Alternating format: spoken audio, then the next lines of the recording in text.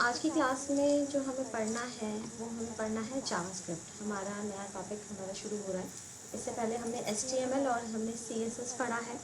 तो HTML CSS में हमने ये देखा कि जो हमारा फॉर्म है या हमारा जो वेबसाइट है, वेबसाइट को हम कैसे हम डिज़ाइन करते हैं, और वो हमारा HTML से होता है। HTML सिर्फ डिज़ाइनिंग के लिए यूज़ होता है।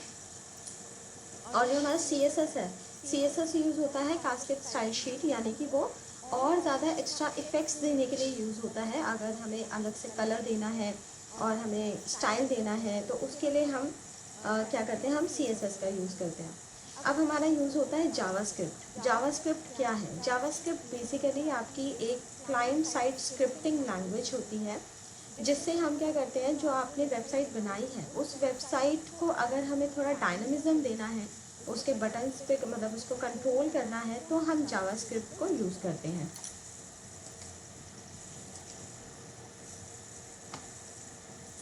उसके लिए जावास्क्रिप्ट यूज़ होता है। तो जावास्क्रिप्ट अगर हम कहें तो it's use to create the client side dynamic page. अब डायनामिक पेज का मतलब क्या होता है और एक स्टैटिक पेज का मतलब क्या होता है, ये चीज़ आई थिंक आप लोगों को पता है। डायनामिक पेज क्या होता है, स्टैटिक क्या होता है?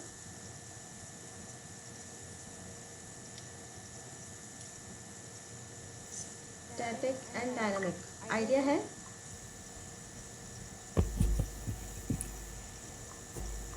हम डायनामिक तो वो होता है जिसमें चेंजेस होते रहते हैं। बिल्कुल। और स्टैटिक वो स्टैटिक में नहीं होता। स्टैटिक में होते नहीं है। स्टैटिक हमारा फिक्स रहता है। जैसे कि अगर हम बात करें तो विकिपीडिया जो है वो हमारा स्टैटिक पेज होता है। इसके अलावा जो आप फेसबुक यूज़ करते हैं जिसमें आप कमेंट आप देते हैं, या और भी कई वेबसाइट्स हैं जिसमें साथ के साथ जैसे टाइम शो करता है या कोई डेटा शो कर रहा है जो साथ के साथ चेंज हो रहा है, उसको हम डायनामिक पेज कहते हैं। तो जावास्क्रिप्ट से हम डायनामिक पेज हम बना सकते हैं। जावास्क्रिप्ट को हम ऑब्जेक्ट बेस्ड स्क्रिप्टिंग लैंग्वेज कहते हैं। ऑब्जेक्ट बेस्ड एक होता है object oriented. Object oriented language जो होती है उसको हम जावा को कहते हैं। जावा is an object oriented language. और इसके अलावा बहुत सारी लैंग्वेजेस होती हैं जो ऑब्जेक्ट ओरिएंटेड होती हैं, बट जो हमारी जावास्क्रिप्ट है ये ऑब्जेक्ट बेस्ड है, यानी कि ऑब्जेक्ट के ऊपर काम करती है ये, which is light weight and cross platform. Cross platform यानी कि किसी भी प्लेटफॉर्म पे चल जाती है ये। तो JavaScript is a lightweight object-oriented programming language, not oriented, basically object-based programming language, which is used for the several website for scripting and web pages। यानी कि हम वेब पेजेस में क्या करते हैं, स्क्रिप्टिंग यूज़ करते हैं। It is interpreted. अब मैंने आपको इंटरप्रेटर और कंपाइलर के बारे में बताया था। तो जो जावास्क्रिप्ट है उसको ट्रांसलेट कौन करता है, उसको इंटरप्रेटर ट्रांसलेट करता है, इसलिए इसको इंटरप्रेटेड लैंग्वेज बोला जाता है। And full fledge programming language enable the dynamic interactivity on the website applied on the HTML document। सबसे पहले जो हमारा जावास्क्रिप्ट आया था वो 1995 में हमारा स्टार्ट हुआ था। Adding the program of the to the web page in the Netscape Navigator browser, यानी कि इस ब्राउज़र पे यूज़ किया गया था। Since then it has been adopted by the all graphical web browsers. with the JavaScript you can build the modern web application and interact directly without reloading मतलब page every time। And traditional website use the JS to provide the several form and interactivity and simplicity। और इसके अंदर क्या है कि JavaScript का use करके हमें रिलोड करने की ज़रूरत है। हमारा पेज साथ के साथ हमें डायनेमिज्म एक्टिविटी शो करता है। और जितनी भी वेबसाइट है वो हमारा जावास्क्रिप्ट ही यूज़ करती हैं वेबसाइट को डायनामिज्म देने के लिए। इससे पहले हम ये समझते हैं कि एक तो क्लाइंट साइड होता है, मतलब दो तरह की स्क्रिप्टिंग होती है। एक होता है क्लाइंट साइड स्क्रिप्टिंग और एक होता है सर्वर साइड स्क्रिप्टिंग। दोनों में क्या डिफरेंस होता है, client side and server side? तो क्लाइंट साइड बेसिकली है कि इसमें वेब सर्वर का इतना यूज़ नहीं होता। यानी कि web browser execute the client side scripting. It is use when the browser has all code. Browser के ही अपने सारे कोड होते हैं। Source code use to transfer for the web server to users computer, यानी कि हमारे अपने कंप्यूटर के ही एक तरह से क्लाइंट होता है और हमारा सिस्टम ही सर्वर होता है। सेम सिस्टम पे क्लाइंट एंड सर्वर दोनों काम करते हैं, क्योंकि वेबसाइट पे जब भी हम काम करते हैं तो एक क्लाइंट होता है, एक सर्वर होता है। तो सर्वर भी इसी सिस्टम पे है, क्लाइंट भी इसी सिस्टम पे है, दोनों ही लोकली रिजाइड कर रहे हैं directly on the browser and also used for the validation and functional for the user event.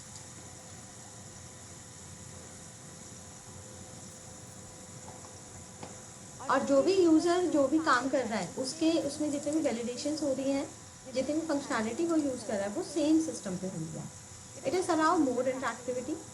It usually perform the several action without going to user. It cannot be basically used to connect the database on the web server. This script cannot access file reside at a web browser. Page are altered on the basis of the user choice. It is also create the cookie to store the user मतलब data on the users computer. यानी कि basically जो client side scripting होती है ना, उसके अंदर क्या होता है कि जैसे हम जो स्क्रिप्टिंग कर रहे हैं उसमें जो पेज होता है वो भी हमारे पास है और जो सर्वर है वो भी हमारे पास है। इसमें हमें कहीं बाहर से लिंक करने की ज़रूरत नहीं होती, किसी बाहर से डेटाबेस को क्रिएट करने की ज़रूरत नहीं होती, लिंक करने की ज़रूरत नहीं होती। तो उसको हम क्लाइंट साइड स्क्रिप्टिंग देखते हैं। इसमें क्लाइंट का ओवरऑल पूरा कंट्रोल होता है। जो हम स्क्रिप्टिंग कर रहे हैं हमें जैसा उसका लुक एंड फील चाहिए, जिस तरह से उसकी फंक्शनैलिटी हमें रन करनी है, जो भी हमें इवेंट उस पर परफॉर्म करने हैं वो सारे इवेंट हम खुद अपने आप करते हैं। इसको क्लाइंट साइड बोला जाता है, यानी कि क्लाइंट की साइड से वेब पेज को मेंटेन करना या एडिशनल फंक्शनैलिटी ऐड करना। सर्वर साइड स्क्रिप्टिंग क्या होती है कि web servers are used to execute the server side scripting. जहाँ पे हम सर्वर की बात करते हैं तो सर्वर पे जो काम हो रहा होता है उसको उसको परफॉर्म करने के लिए सर्वर साइड स्क्रिप्टिंग की ज़रूरत होती है। They are basically use to create the dynamic pages.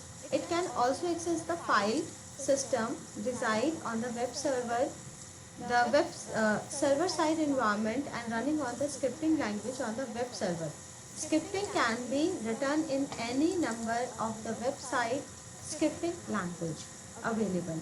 It is used to retrieve the generic content for the dynamic page, and it is used to require the download plugins. It loads the time and generally faster than the client side scripting. When you need to store the retrieve information, a database will be used to contain the data, and it can use a huge resource of server.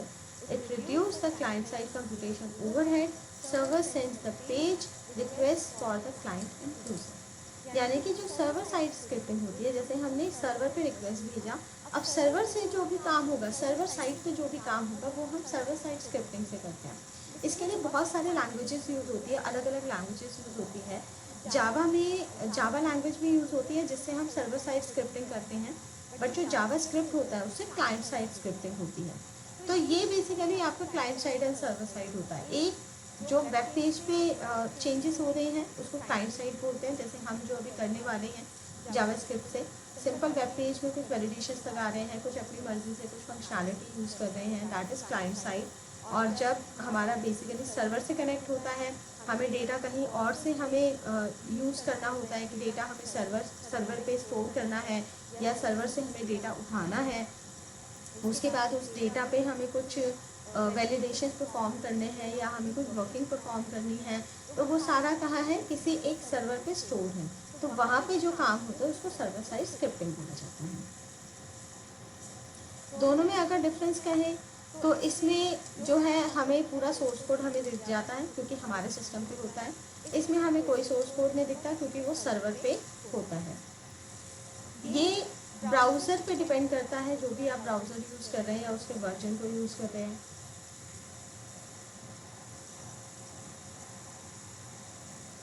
और जो server side scripting होती है इसका client से कोई भी लेना देना नहीं होता। इसमें हमारा क्लाइंट जो है देख ही नहीं सकता, यानी कि हम देख ही नहीं सकते उसको। ये रन करता है यूज़र के कंप्यूटर पे और ये रन करता है वेब सर्वर पे रन करता है। There are many advantage link with this like faster, यानी कि जो हम सर्वर साइड पे जो हम क्लाइंट साइड पे करते हैं ये फास्टर है क्योंकि इसको सर्वर से कनेक्ट होने की ज़रूरत नहीं होती। रिस्पॉन्स टाइम कम देता है, मोर इंटरैक्टिव एप्लीकेशन होता है। बट इसका प्राइमरी एडवांटेज क्या है, एबिलिटी टू हाईली कस्टमाइज, यानी कि आप कस्टमाइज़ कर सकते हो रिस्पॉन्स रिक्वायरमेंट हो जाती है, यानी कि आप यूज़र से रिस्पॉन्स लेते हो, अलग अलग यूज़र से। Access right based on user, और जो एक्सेसिबिलिटी होती है वो यूज़र पे ही डिपेंड करती है। It does not provide security for data. Client side है तो इसमें सिक्योरिटी नहीं होती, आपके सिस्टम पे कभी भी कोई भी चेंज कर सकता है। और सर्वर है तो इसमें ज़्यादा सिक्योरिटी होती है डेटा की।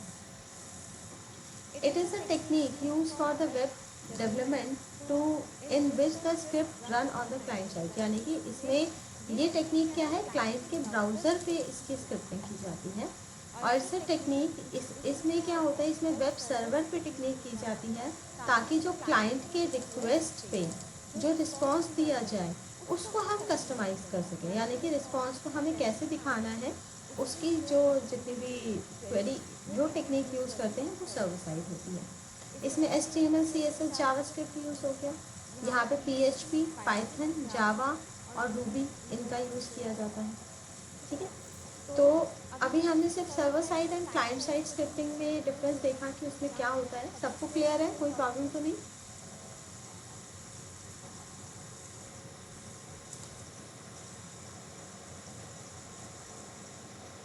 Yes everyone? Yes ma'am.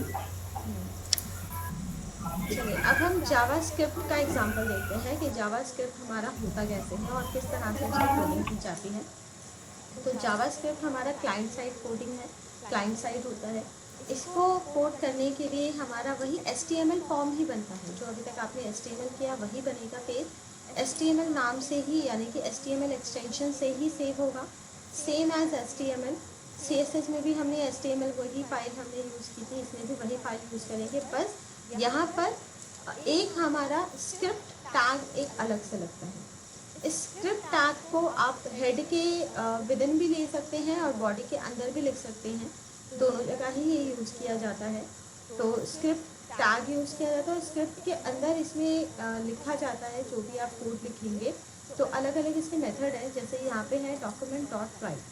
तो डॉक्यूमेंट डॉट राइट जो मेथड यूज़ किया गया है, ये कुछ text as it is web page पे दिखाने के लिए यूज़ किया है। जैसे कि हम पी टैग यूज़ करते हैं HTML में, तो पी टैग से क्या होता है, कोई भी डेटा आप लिख सकते हो। डिव टैग होता है, स्पैन टैग होता है, बहुत सारे टैग होते हैं जिसमें जो भी आप लिख रहे हो एज इट इज़ आपका वेब पेज पे दिखाई देगा। तो यहाँ पे जो यूज़ किया जाता है वो डॉक्यूमेंट डॉट राइट का यूज़ किया जाता है कुछ भी लिखने के लिए।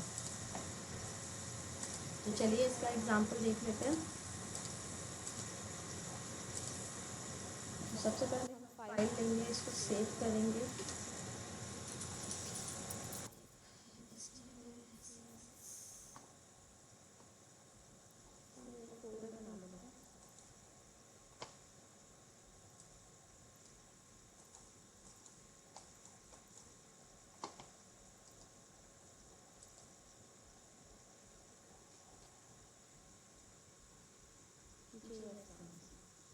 ठीक है, अब यहाँ पे तो पहले हमारी फाइल फर्स्ट डॉट HTML। अब यहाँ HTML से ही हमने एक्सटेंशन जो है HTML ही दिया है, इसको HTML ही लिखेंगे, सेम रहेगा। टाइटल, टाइटल में हम लिखते हैं जावास्क्रिप्ट एग्जाम्पल। और बॉडी के अंदर या तो मैं दोनों तरीके से बताती हूँ, पहले हेड टैग के अंदर आपको बताती हूँ कि हेड के अंदर हम स्क्रिप्ट टैग यूज़ करते हैं जिसके अंदर टेक्स्ट और स्क्रिप्ट ये यूज़ किया जाता है। और जावास्क्रिप्ट की जो कोडिंग होती है वो स्क्रिप्ट टैग के अंदर ही होती है।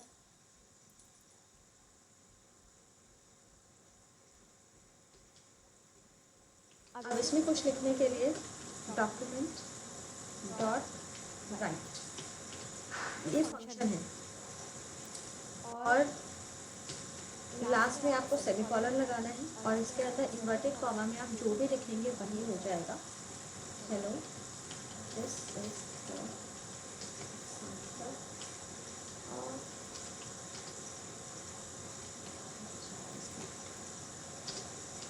The language.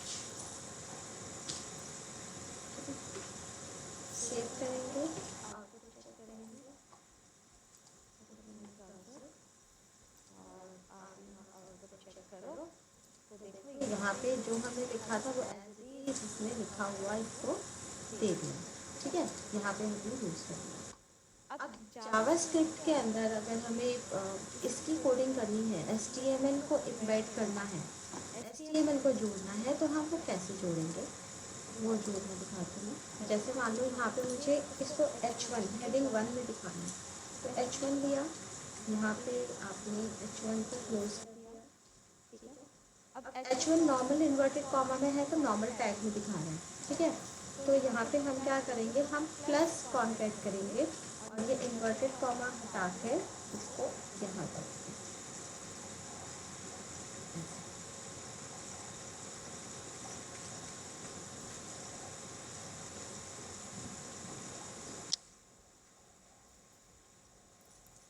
H1 विस्तार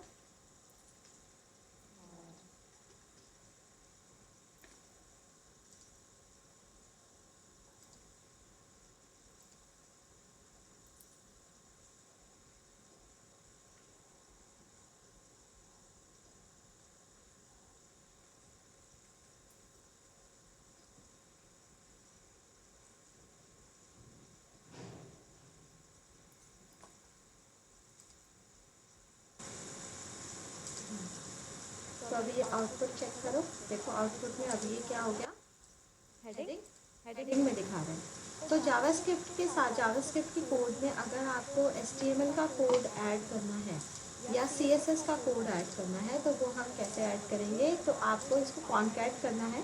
कॉन्कैट कहेंगे इसको, जो प्लस साइन होता है ये दो चीज़ों को मिलाने के लिए यूज़ होता है।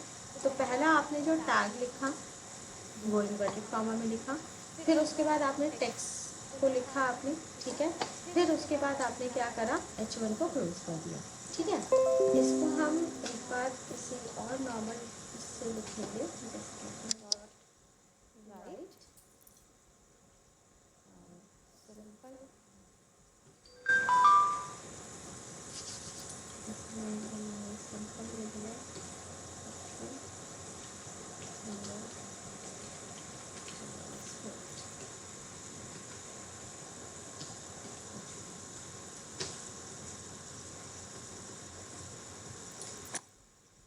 दूसरा आपका तरीका क्या है कि आप डायरेक्टली ऐसे करके लिख दो तो तब भी ये दिखाई देगा, ठीक है, तब भी वो दिखाई देगा। यानी कि इन्वर्टेड कॉमा के अंदर आपको HTML के टैग यूज़ करने हैं।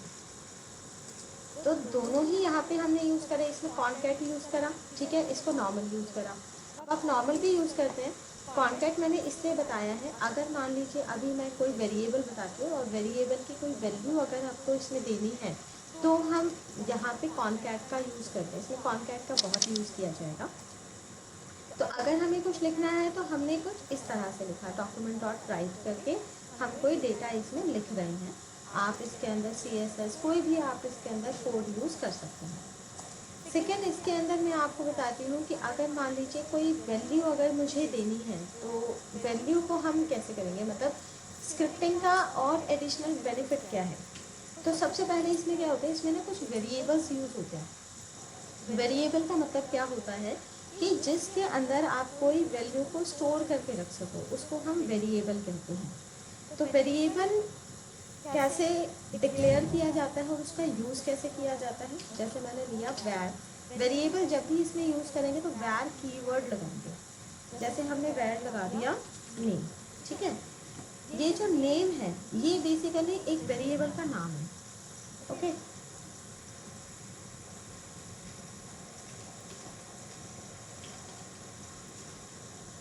अब मैं इसका यूज़ कैसे करूँगी, जैसे हमने लिया डॉक्यूमेंट डॉट राइट और यहाँ पे हम लिखते हैं इन्वर्टेड कॉमा में कि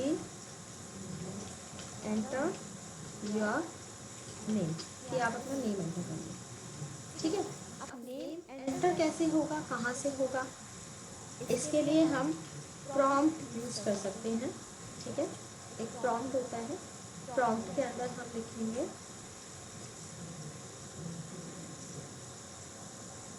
एंटर द नेम और इसके अंदर हम खाना लगा के लिखेंगे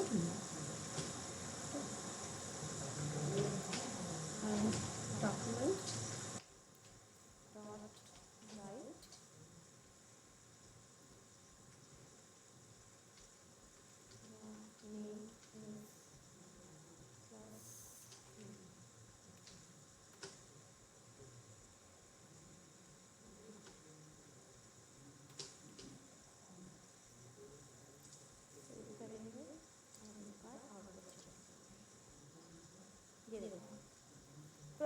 जो मैंने यूज़ किया था प्रॉम्प्ट बेसिकली यही है कि एक आपका डायनेमिक एक वैल्यू गेट करने के लिए आ जाएगा। यहाँ से आप कोई भी वैल्यू गेट कर सकते हैं, किसी भी टाइप की वैल्यू आप दे सकते हो। जैसे सपोज हमें ये देना है, ऑनलाइन चल रहा है।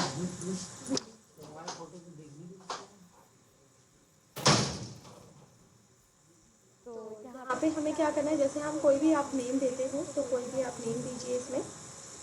जैसे मैंने इसमें दे दिया कि चलो मैंने दिया विशाल, ठीक है। विशाल देके जैसे ही हम ओके करते हैं तो यहाँ पे क्या आएगा, यहाँ पे आपका जो आपने हेडिंग लिखी वो तो हेडिंग्स आ रही हैं। एंटर योर नेम आ गया, ठीक है। योर नेम इज़, अब यहाँ पे वैल्यू नहीं आई, चेक करते हैं। यस, वैल्यू हमारी कुछ इस तरह से दिखेगी। नेम जो हम ले रहे हैं ना वो हम कुछ ऐसे दिखेंगे, नेम, ठीक है। चेक करते हैं, यहाँ पे मैंने दिया विशाल, ये देखो योर नेम इज़ विशाल, यहाँ वैल्यू आ गई, ठीक है। तो ये वैल्यू कैसे आई है, किस तरीके से आई है, वो आप यहाँ पे देखिए। तो यहाँ पे हमने क्या लिखा कि एक वेरिएबल लिया है, वेरिएबल नेम नाम से, ओके।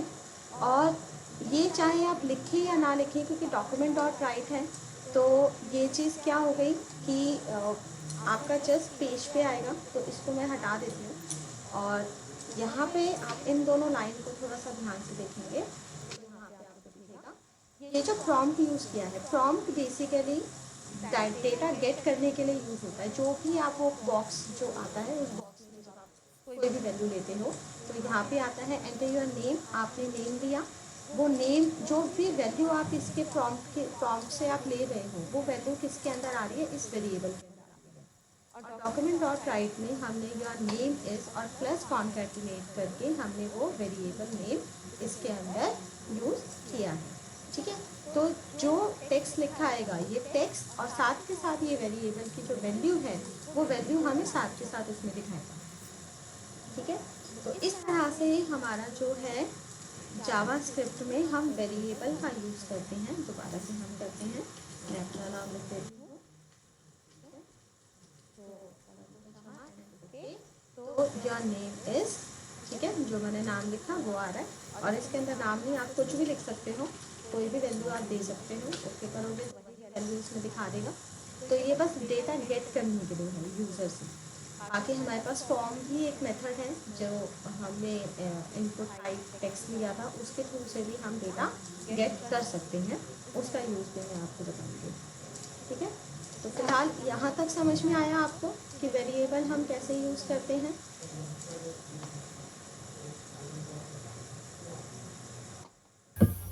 यस मैम, ये वेरिएबल ऊपर ही लिखना पड़ेगा वेरिएबल आप कहीं पे स्क्रिप्ट भी के बाद। डिक्लेयर कर सकते हैं, नहीं कहीं, हाँ स्क्रिप्ट के अंदर ही लिखा जाता है, बट डिक्लेयर आप कहीं पे भी कर सकते हैं, ठीक है। और इसमें एक चीज़ और है कि जो जावास्क्रिप्ट होता है ना, ये केस सेंसिटिव लैंग्वेज होता है। केस सेंसिटिव लैंग्वेज का मतलब होता है अगर स्मॉल एंड कैपिटल में आपने चेंज कर दिया तो ये नहीं आएगा।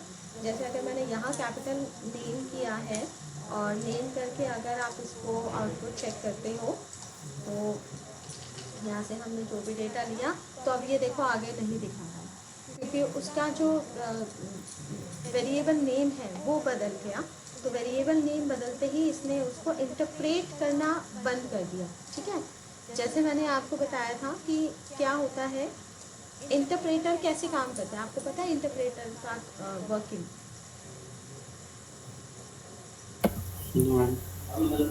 कंपाइलर और इंटरप्रेटर में difference, ma'am line by line. हाँ ये लाइन बाय लाइन करता है। तो लाइन बाय लाइन में देखो क्या हुआ, उसको नेम मिला, इट्स ओके, ठीक है। उसको ये वाली लाइन मिली, उसने उसको एग्जीक्यूट कर दिया। ये वाली लाइन मिली, उसने उसको एग्जीक्यूट कर दिया। ये वाली लाइन मिली, ये भी एग्जीक्यूट हो गया। स्टार्टिंग में हमारा प्रॉम्प्ट भी आ गया था, लेकिन जैसे ही इस लाइन पे आया तो उसको इस लाइन में क्या मिला, एरर मिला। तो एरर मिलते ही देखो ये वाली लाइन ही प्रिंट नहीं हुई जो हमारी आउटपुट में थी, सिर्फ वही लाइन हमारे प्रिंट नहीं हुई और बाकी हमारी लाइन्स प्रिंट हो गई। रीज़न ये है क्योंकि कंपाइल जो इंटरप्रेटर है वो हमारा लाइन बाय लाइन काम करता है। तो जितनी लाइनें उसको एरर फ्री मिली उतनी लाइन्स उसने प्रिंट कर दी और जिस लाइन में उसको एरर मिला उस लाइन को उसने शो नहीं करा। बट हाँ, ये एरर दिखाता नहीं है, ये एरर नहीं दिखाता है, लेकिन बस लाइन प्रिंट नहीं करता, मतलब एग्जीक्यूट नहीं करता। एग्जीक्यूट नहीं करेगा तो बस उस लाइन में एरर है। ठीक है, इंटरप्रेटर की वर्किंग कुछ इस तरह से होती है। क्लियर हुआ? Yes ma'am. ठीक है, आगे बढ़ते हैं। तो जावास्क्रिप्ट का ये हमारा फर्स्ट एग्जांपल था कि हमने कैसे इसको यूज़ करा है। अब जावास्क्रिप्ट को भी अपना इसके अंदर यूज़ करने के 3 तरीके हैं, यानी कि 3 places to put the JavaScript code.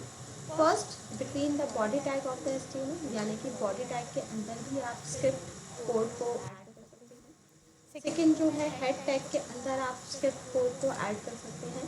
और थर्ड आपका एक्सटर्नल जावास्क्रिप्ट, यानी कि एक एक्सटर्नल आप जावास्क्रिप्ट की फ़ाइल बनाएंगे और उस फाइल को आप अपने HTML जो फाइल है उसके साथ आप लिंक कर देंगे, जोड़ देंगे। ठीक है, तो हम फर्स्ट देखते हैं। पहला हमारा जो है हेड टैग के अंदर, तो अभी जो मैंने एग्जांपल आपको दिखाया वो मैंने हेड टैग के अंदर ही दिखाया था। तो हेड के बाद आप टैग लगाएंगे, स्क्रिप्ट टैग क्लोज करेंगे, और इधर आपने, ये बेसिकली एक फंक्शन का एग्जांपल है, तो हम फंक्शंस क्या होते हैं वो मैं बाद में बताऊंगी, बट अभी जो मैंने एग्जांपल दिया वो सेम हेड टैग का यूज़ किया। ठीक है, और यहाँ बॉडी के अंदर क्या है, एक पैराग्राफ दिया गया है, फॉर्म दिया गया है। अब फॉर्म में यहाँ पे क्या है कि फॉर्म जब सबमिट होगा तो या फॉर्म में एक बटन बनाया गया है, और बटन के क्लिक पर एक मैसेज, आपका एक फंक्शन कॉल होगा, और जो भी उस पर फंक्शनैलिटी है वो ये काम करेगा। चलो अब ये वाला भी एक एक्चुअल ये एग्जांपल भी देख लेते हैं जो इसमें दे रखा है, कैसे ये काम करते हैं। ये एक्चुअल वर्किंग है हमारी जावास्क्रिप्ट की। तो यहाँ पे मैं फाइल को सेव करती हूँ, इसको बटन के नाम से सेव कर लेते हैं।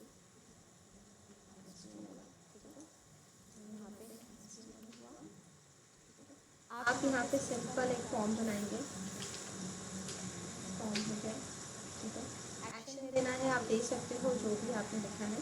तो इसमें हमारा इनपुट टाइप में हम कर देते हैं बटन। ठीक है, और बटन का कोई भी आप लॉजिकल नेम दे दो, नेम यानी कि कुछ भी हो सकता है, नेम देने की वैसे अभी कोई खास ज़रूरत नहीं है। और इसमें यहाँ पे क्या होता है, यहाँ पे ना इवेंट होते हैं। इवेंट का मतलब होता है कि बटन पे हम क्या करेंगे कि कुछ एक्स्ट्रा फंक्शंस परफॉर्म हो। तो बेसिकली जो होता है वो ऑन क्लिक होता है, ये सारे आपके उस पर हैं। ठीक है, फंक्शन से हैं ये सारे। इन फंक्शन का भी मैं यूज़ बाद में बताऊँगी कि कैसे हम फंक्शन करते हैं। तो ऑन क्लिक पे हमें फंक्शन का नाम देना है। अब फंक्शन क्या होता है, फंक्शन एक पीस ऑफ कोड होता है जो इंडिपेंडेंटली काम करता है। ठीक है, तो यहाँ पे हमने स्क्रिप्ट टैग को यूज़ करा, और स्क्रिप्ट के अंदर हम एक फंक्शन बनाएंगे, तो जिसमें हम लिखेंगे फंक्शन। सिंपल फंक्शन कीवर्ड लिखा जाता है, और कोई भी आप फंक्शन बना लो, कोई भी। जैसे मैंने हेलो नाम से एक फंक्शन बना लिया, बस साथ में आपको लगाना है ब्रैकेट और कर्ली ब्रेसेस, और यहाँ पे आप जो भी करना चाहते हैं आप वो चीज़ लिख दीजिए। चाहे आप डॉक्यूमेंट डॉट राइट लिखिए, कोई एक मैसेज पास कराना है तो हम एक मैसेज पास करा देते हैं। This is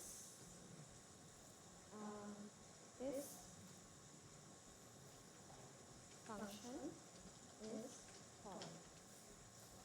ठीक है, this function is called यानी कि ये फंक्शन कॉल हो रहा है। तो हमने ये बताया, सिंपल हमने एक फंक्शन बनाया, फंक्शन के अंदर एक मैसेज पास करा दिया। ठीक है, और यहाँ पे हम क्या करेंगे, इस फंक्शन को कॉल करेंगे। फंक्शन का नाम क्या है, हेलो। जिस नाम से वो फंक्शन है बस उसको कॉल कर देंगे।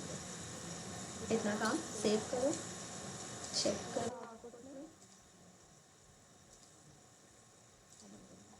यहाँ पे है। अब बटन पे मैंने कोई नाम नहीं दिया तो इसलिए बटन खाली आ रहा है। जैसे ही हम इस पर क्लिक करते हैं तो जो मैंने मैसेज लिखा था वो मैसेज इसमें क्या हुआ, शो हो गया। तो इस तरह से हमारा जो है फंक्शन काम करता है।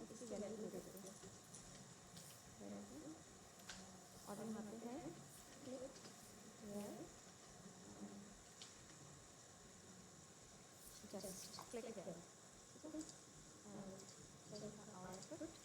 F5। अब ये क्लिक हियर आ गया। जैसे इस पर क्लिक करेंगे तो फंक्शन में जो भी हमने किया था वो चीज़ यहाँ पे कॉल होगा। ठीक है, ये एग्जाम्पल भी समझ में आया आपको? Yes ma'am. तो फंक्शन हमारा कुछ इस तरह से, ये बेसिकली एक फंक्शन का एग्जांपल हो गया, बट एक छोटा फंक्शन था, मैंने बता दिया। एक इसमें अलर्ट यूज़ होता है। अलर्ट चाहे आप खुद से करके देख लीजिएगा। अगर हम अलर्ट करते हैं तो अलर्ट क्या काम करता है, चलिए दिखा देते हैं।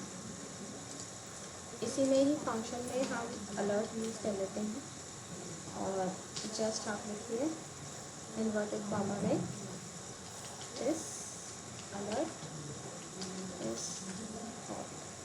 ठीक है, अलर्ट कॉल सेव।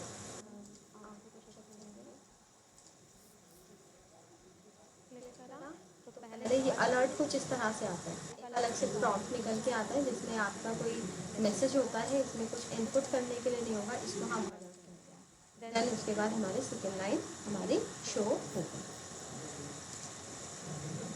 तो ये हमारा अलर्ट होता है।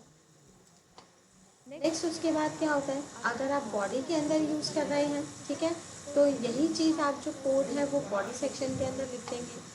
तो बॉडी सेक्शन के अंदर लिखेंगे तो भी हमारा ये कोड यूज़ हो जाएगा। कैसे यूज़ होगा वो मैं दिखाती हूँ आपको। नेक्स्ट, जैसे हमने यहाँ पे लिया तो ये फॉर्म हो गया। फॉर्म के बाद हमने क्या करा, हमने जितना भी ये कोड था, इस कोड को हम यहाँ से कट कर देते हैं, यानी कि इसके यहाँ से हम कट कर दिया और अब हम यहाँ पर फॉर्म के बाद यहाँ पे इसको कॉल कर देते हैं। ठीक है, सेव, हम इसको कॉल करेंगे, सेव करेंगे और आउटपुट चेक करते हैं।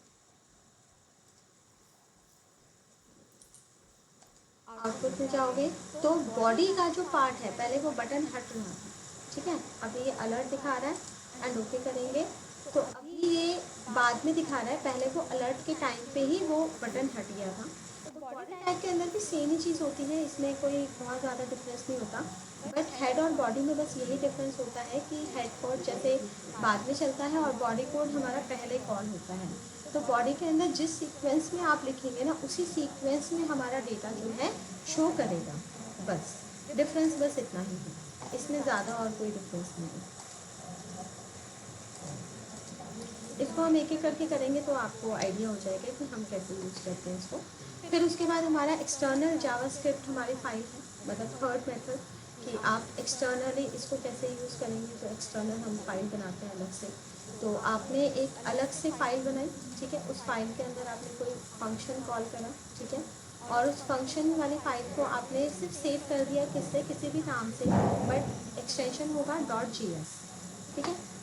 अब यहाँ पर जब हम उस HTML फाइल के साथ अपनी फाइल को जो है अटैच करते हैं तो script type text and JavaScript लिखेंगे। बस इसमें src करके आपको अपनी फाइल का नाम लिखना है message.js और स्क्रिप्ट को क्लोज करेंगे। तो यहाँ पे क्या है, message.js जो हमने लिखा है वो ये वाला जो फाइल है वो इसके साथ अटैच हो गया। और अटैच होने के बाद देन हम बॉडी में हम अपना जो भी आपको काम करना है वो आप काम करिए, वो चीज़ इसमें आ जाएगी। इसको भी चलिए एक बार करके देखते हैं कि हम कैसे इसको यूज़ करेंगे एक्सटर्नल फाइल को।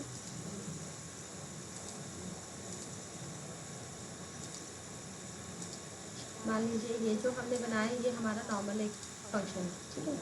तो हम एक अलग पेज लेते हैं और इसको हम सेव करते हैं JS एक्सटेंशन से। तो यहाँ पे हमने लिखा मेथड नाम से हम इसको सेव कर देते हैं method.js, ठीक है। तो ये जावास्क्रिप्ट वाली फाइल हो गई। अब इसके अंदर आप जो स्क्रिप्ट लैंग्वेज के स्क्रिप्ट टैग के अंदर जो भी आप लिखेंगे वो सारी चीज़ें आप इसके अंदर लिखो।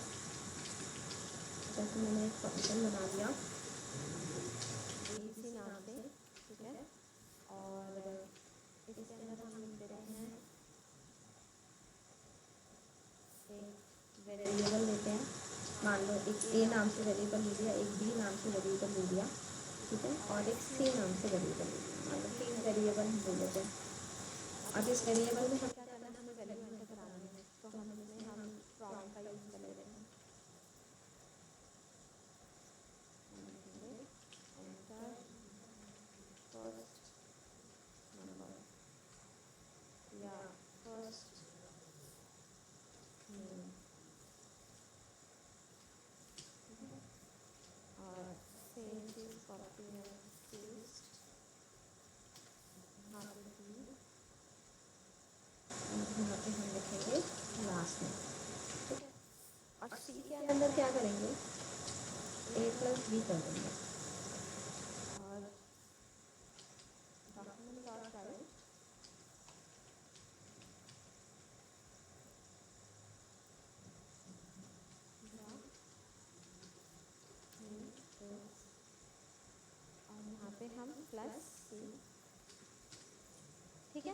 इस कोड में कोई मुश्किल तो नहीं है?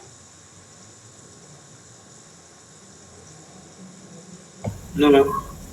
No ma'am. समझ में आएगा। हमने दो वैल्यू ली, दो वैल्यू को सी में हमने प्लस करके सी में स्टोर करा दिया।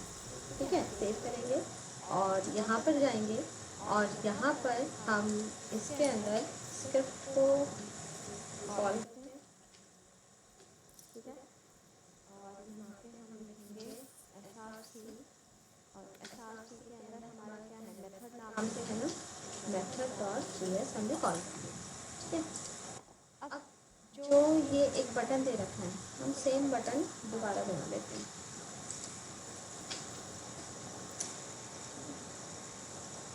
और यहाँ पे हम उस फंक्शन को कॉल करेंगे। फंक्शन का नाम क्या है, abc।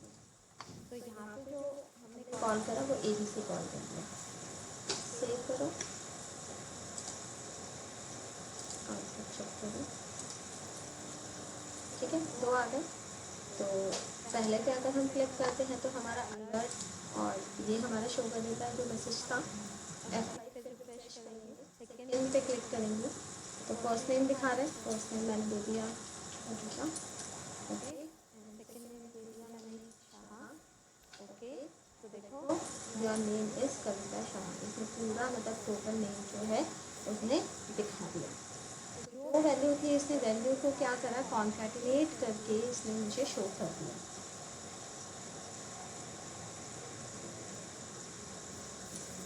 ठीक है, क्लियर है ये वाला एग्जांपल? Yes ma'am. तो इसके अंदर आप अपना फंक्शन आप लोकली बना सकते हैं। हम कोई दूसरा एक JS फाइल यूज़ कर सकते हैं और उसको यूज़ कर सकते हैं। और इसके अंदर ज़रूरी नहीं है कि आप एक ही मेथड बनाओ, एक ही फंक्शन बनाओ। आप मल्टीपल फंक्शंस आप बना सकते हो। आप बहुत सारे फंक्शंस इसमें बना के रख सकते हो और फिर उनका यूज़ क्या है, उसको आप किसी भी फाइल में यूज़ कर सकते हैं। तो इसमें कोई एक ज़रूरी नहीं है, सिर्फ एक ही है। एक और फंक्शन बना लेते हैं, फंक्शन सम नाम से। सम नाम से हमने फंक्शन बनाया और जो सेम चीज़ इसमें यूज़ की थी वही हम यहाँ पे भी यूज़ कर लेते हैं। बट अब यहाँ पे नेम में यहाँ पे हम नंबर लेते हैं। मान लो दो हमने नंबर यूज़ करा और नंबर को हमें प्लस कराना है। ठीक है, द सम इज। अब देखेंगे ये सम फंक्शन कैसे काम करता है। जैसे सेम कॉपी राइट पेस्ट और यहाँ पर हम लिखेंगे, इसका नाम चेंज कर देते हैं, नेम कॉन्टैक्ट। इसको हम का नाम हम लिख देते हैं सम। ठीक है, सम नाम का रूप है और PR टैग यूज कर लेते हैं ताकि हमारा अलग अलग आ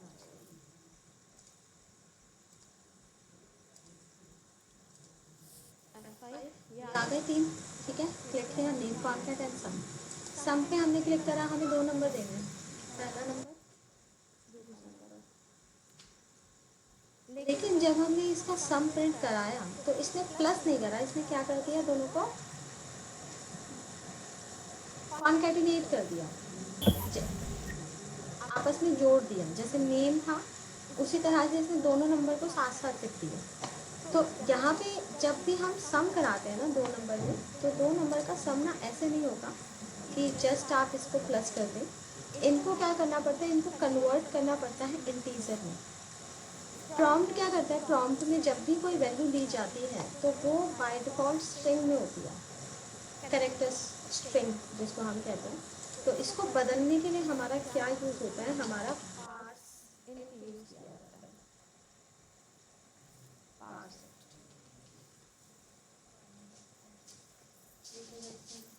पार्सेंट जो हम यूज़ करते हैं, इससे क्या होता है कि इंटीजर में कन्वर्ट हो जाएगा। अब ये इंटीजर क्या है, इंटीजर का मतलब होता है नंबर्स। ठीक है, नॉर्मली जो कैरेक्टर होता है उसको नंबर में कन्वर्ट करने के लिए हम पार्सेंट यूज़ करते हैं। जैसे इसको सेव करा, अब आप चेक करो यहाँ पे इसी फंक्शन को नाम मतलब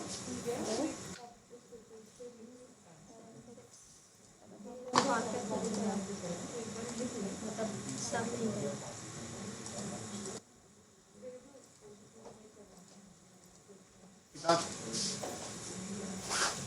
मैम सम वाले में भी फर्स्ट नेम और लास्ट नेम शो कर रहा है प्रॉम्प्ट। में फर्स्ट नेम और लास्ट नेम शो कर रहा है। यस मैम, जब बॉक्स खुलता है ना उसमें जिसमें नंबर। ओके सेव नहीं किया, एक मिनट मैं सेव किया।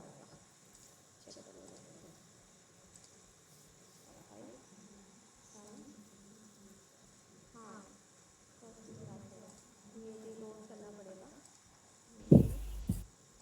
दोबारा से ओपन करना पड़ेगा फाइल को।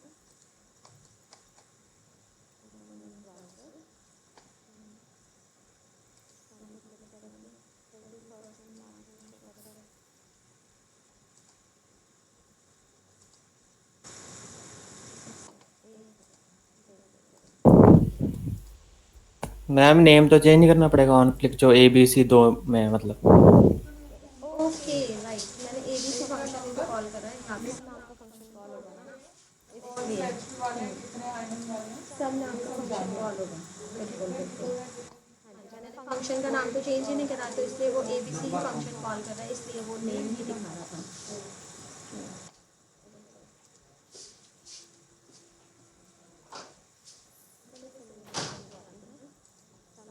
अब आगे फर्स्ट नंबर, तो पहला नंबर दूसरा नंबर एंटर करेंगे, इसमें प्लस कर दिया। ठीक है, अब परसेंट एक बार हटा भी देते हैं, चलो एक बार हटा के नॉर्मल प्लस का भी मैं आपको दिखा देती हूँ। तो इसमें अगर हमें कोई लाइन अगर हटानी है तो हम स्लैश का यूज़ करते हैं, जो डबल स्लैश होता है ये हमारा कमेंट बना देता है। तो सिंपल आप ऐसे भी कर सकते हैं, तो हम दोनों में से कोई एक लाइन यूज़ करते हैं।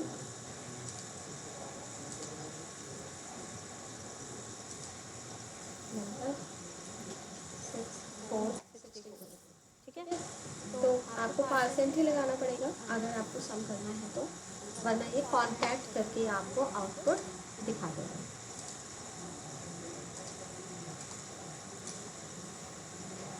ठीक है, तो एक साथ हमारा ये वाले तो सारा आपको क्लियर हो गया, समझ में आ गया होगा इजीली।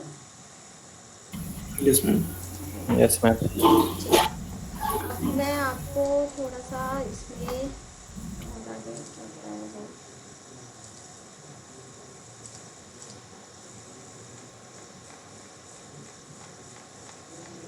चलिए मैं कुछ आपको कुछ वेरिएबल्स के बारे में बता देती हूँ कि वेरिएबल और हम कैसे कैसे डिफाइन करते हैं, और वेरिएबल के अंदर क्या क्या वैल्यू स्टोर हो सकती है। जैसे जो हमारा फर्स्ट एस्टिमेट है इसी में देते हैं, जैसे आपने वैर नेम लिया था, तो नेम को मैंने एंट्री करा के उसको प्रिंट करा के दिखा दिया। ठीक है, आप इसी तरह से आप कोई भी अगर वेरिएबल लेते हैं, जैसे मैंने नेम 2 ले लिया, और इसके अंदर आप साथ के साथ ऐसे आप वैल्यू एंटर करा सकते हैं, मतलब साथ के साथ इस वैल्यू को इनिशलाइज भी करा सकते हैं। जैसे मैंने लिख दिया yes, ठीक है, तो यहाँ पे जो हमारा इन्वर्टेड कॉमा में जो हम लिखते हैं ना, वो स्ट्रिंग होता है। इसमें आपको अलग अलग टाइप पता करने के लिए मिलेंगे।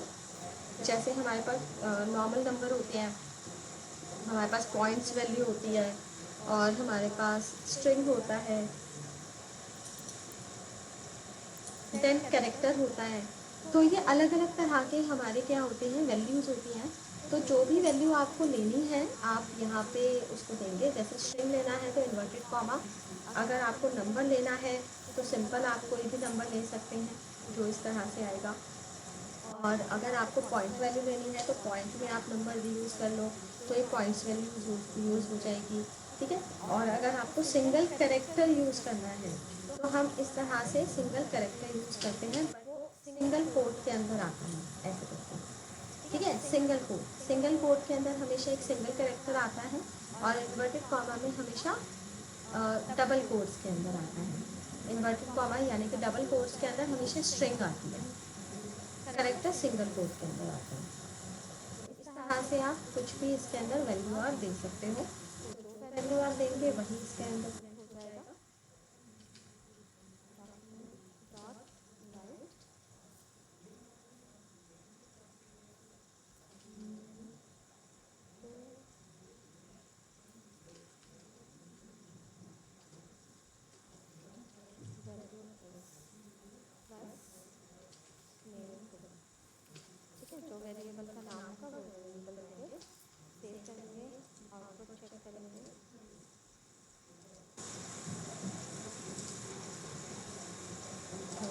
यहाँ पे क्या आ रहा है, पहले तो नेम, ठीक है, और वैल्यू इज टी, ठीक है। तो सेकेंड की वैल्यू इसने टी दिखा दिया। यहाँ पे आप इसको चेंज करके फ्लोट वैल्यू दे देते हैं। मैं अलग अलग वैल्यू दिखा रही हूँ। जैसे आपने 74 दे दिया, प्लस करो और चेक करो आपको,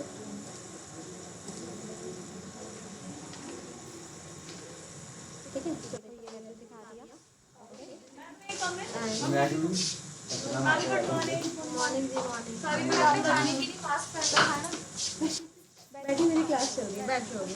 हाँ, और अगर पॉइंट में देना है तो पॉइंट में कर दो।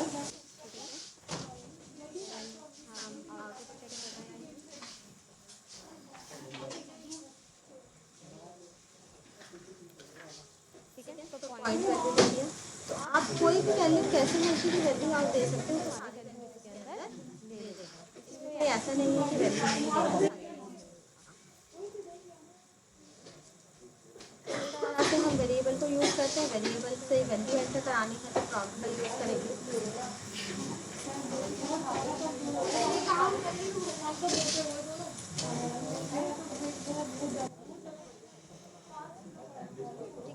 तो इसके अलावा आप लोगों की कोई क्वेरी, कुछ पूछना है आप लोगों को?